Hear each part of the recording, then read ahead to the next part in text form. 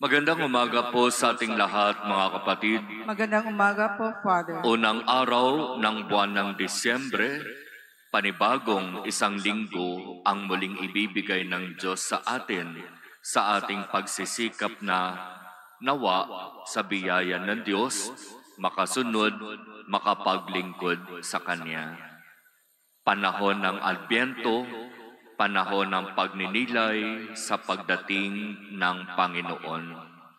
Mula sa unang pagbasa hango sa aklat ni Propeta Isaias, tayo ay binibigyan ng napakagandang pagsasalarawan. Ang pag-akyat sa bundok ng Jerusalem, na kung saan darating ang araw, ang bundok na ito ay pupuntahan ng maraming tao. Itong bundok na ito ay magiging parabang sentro ng pananampalataya. Ito yung napakagandang sinasabi sa unang pagbasa, na sa pagsisimula ng buwan, sa pagsisimula ng isang linggo, punong-puno ito ng pangarap para sa atin. Na sa ating buhay, tayo ay magkakaroon din ng parabang karanasan ng Jerusalem, kung saan yung ating mga pinapangarap, yung ating mga ipinagdarasal ay ipagkakaloob ng Diyos sa atin. Ang biyaya ng Diyos ay palaging naririyan, pero tandaan natin, kinakailangan tayo ay maging karapat-dapat.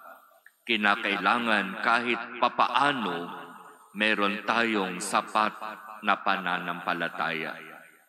Sa Ebanghelyo, pinuri ni Jesus ang pananampalataya nitong pinuno ng Romano na lumapit at nakiusap sa Kanya. Nung sinabi ni Jesus, "Sige, pupuntahan ko ang anak mo," dito nagsabi ang kapitan, "Hindi na po kayo kailangan pang pumunta sa aming tahanan.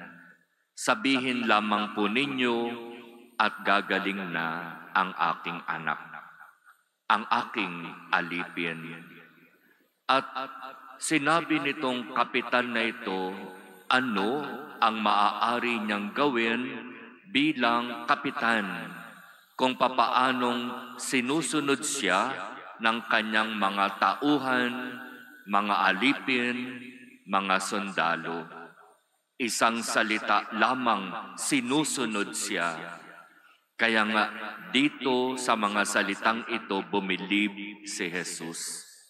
Sinasabi ko sa inyo, hindi pa ako nakakatagpo kahit sa Israel ng ganito kalaking pananalig.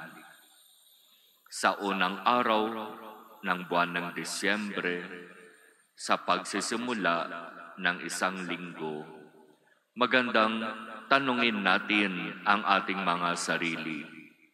Ang atin bang pananalig sa Diyos ay katulad ng pananalig ng kapitang Romano?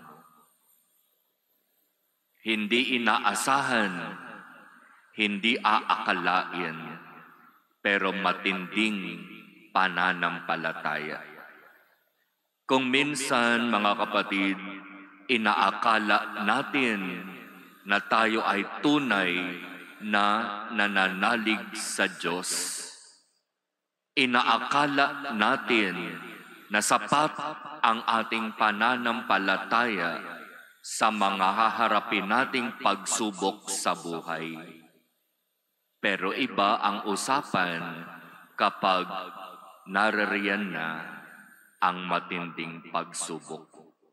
Yung inaakala pala nating matinding pananampalataya sa pagharap pala natin sa pagsubok, hindi pala totoong matatag. Mahina pala ang ating pananampalataya. Kaya huwag tayong maging mayabang. Huwag tayong magpaka-relax. Okay ako. Lagi akong nagsisimba. Active member ako ng church organization. Nagdarasal ako. Nag-a-apostolate ako. Huwag kang mayabang. Isang matinding pagsubok lang, maaari kang bumagsak. Kaya ngayong panahon ng Adbyento, biyaya ng matinding pananampalataya ang hingin natin sa Diyos.